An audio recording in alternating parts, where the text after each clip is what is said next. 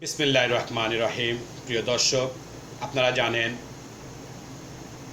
ঢাকা বিশ্ববিদ্যালয়ের ছাত্র শিবিরের সভাপতির নাম প্রকাশ্যে আসার পর থেকে আমার সোনার বাংলাদেশে কিছু নামধারী বুদ্ধিজীবী, কিছু নামধারী ছাত্র, যারা বিগত আওয়ামী লীগ ছাত্রলীগের সাথে সম্পৃক্ত ছিল, যারা বুদ্ধিজীবী, তারা বিগত আওয়ামী লীগের রাজনীতির সাথে যারা জড়িত ছিল, বিভিন্ন সুযোগ সুবিধা নিয়েছে, আজ তারাই বলতেছে নাকি বাংলাদেশ ছাত্র শিবিরকে নিষিদ্ধ করার জন্য।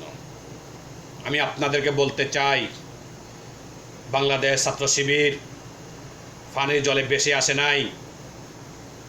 আপনি চাইলে নিষিদ্ধ করে দেবেন, বেশি লাফাবেন না। কোন অপরাধ? বাংলাদেশ ছাত্র শিবিরের অপরাধটা কি? তারা কি দুর্নীতি করেছে? তারা কি খুন দর্শন করেছে? আপনার কাছে ডকুমেন্ট আছে, নিয়ে আসুন। আপনি যদি ডকুমেন্ট দেখাতে পারেন, আমরা আপনাকে পুরস্কৃত করব। তারপরে আপনি বললেন ছাত্র শিবিরকে নিষিদ্ধ করার জন্য। গত 16 বছরে বাংলাদেশে হাজারো লক্ষ মা বোনের ইজ্জত কেড়ে নিয়েছে ছাত্রলীগ, কই তার কথা তো বললেন না। আরও যারা ছাত্র সংগঠন আছে, কম বেশ তাদের অপরাধ আছে। একমাত্র বাংলাদেশের ছাত্র শিবিরের এই ধরনের কোনো রেকর্ড নেই। কোনো অন্যায় কাজ বাংলাদেশ ছাত্র শিবির করে না।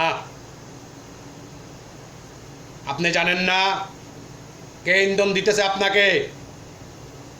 বাংলাদেশ ছাত্র শিবির নিয়ে কথা বলতে আপনি চিন্তা করে কথা বলবেন। লাগাম দিন, লাগামহীন কোনো কথা বলবেন না। বাংলাদেশ ছাত্র শিবির আপনি তুড়ি মেরে উড়িয়ে দিবেন, এই ধরনের সংগঠন নয়। বাংলাদেশের আনাচে কানাচে, পাড়া মহল্লায় ছাত্র শিবির আছে, জামাত ইসলাম আছে। কথা বলতে সাবধান। কি মনে করেছেন এই যে স্বৈরাচার সরকারকে দেশ থেকে বিতাড়িত করার পিছনে সবচেয়ে বেশি ভূমিকা ছাত্র শিবিরের, জামাত ইসলামের? খবর নিয়ে দেখেন, খবর নেন, তারপরে বলেন ছাত্র শিবিরকে নিষিদ্ধ করার জন্য। দুঃসাহস দেখাবেন না। বাংলাদেশ জামাত ইসলাম, বাংলাদেশ ছাত্র শিবির আছে, থাকবে কিয়ামত পর্যন্ত, যতদিন বাংলাদেশ থাকবে। আপনি চাইলে নিষিদ্ধ করতে পারবেন না। আপনার প্রভুরও অনেক চেষ্টা করেছে নিষিদ্ধ করার জন্য, তারাও তো করতে পারে নাই। আমি বাংলাদেশের প্রশাসন বাহিনীকে বলতে চাই, ডক্টর ইউনূস সাহেবকে বলতে চাই, যারা এই ধরনের স্লোগান দেবে তাদেরকে আইনের আওতায় আনুন। তারা দেশের শত্রু, তারা জাতির শত্রু।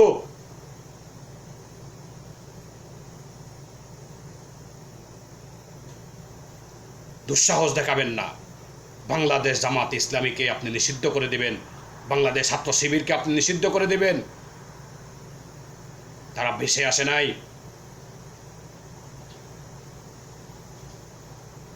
এক শতাব্দী ধরে বাংলাদেশে রাজনীতি করতেছে জামাত ইসলাম। 70-এর পর থেকে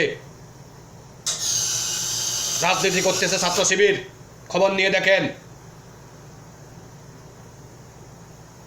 আপনি এখন নিষিদ্ধ করে দেবেন কি জন্য?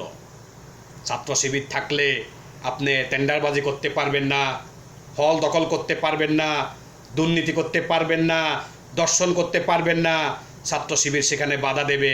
এই জন্যই ভুলে যান অতীতের হিসাব,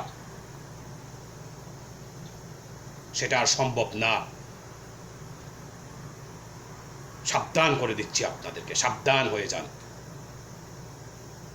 মুখে যেভাবে আসবে সেভাবে বলবেন না। এই মুখের লাগামের কারণে, লাগাম না থাকার কারণে শেখ হাসিনার পতন হয়েছে, দেশ থেকে পালাতে বাধ্য হয়েছে। আপনাদেরকেও পালাতে হবে। বাংলাদেশ জামাত ইসলামী এবং বাংলাদেশ ছাত্র শিবির নিয়ে কোনো কথা বললে উল্টা পাল্টা আপনার যদি ভালো না লাগে চুপ থাকেন, চুপ থাকেন। আপনি 16 বছর কোথায় ছিলেন? কই ছিলেন 16 বছর? আপনার আমার মুখ খারাপ করাইবেন না। আমি চাই না মুখটা খারাপ করতে। প্লিজ এই ধরনের কথা যেন আর নেক্সট টাইম না শুনি। তাহলে আমার মতো ব্যবহার খারাপ আর পৃথিবীতে আপনি আরেকটা তোকায় পাইবেন না। আমি নাম ধরে ধরে বলবো, সাবধান হয়ে যান।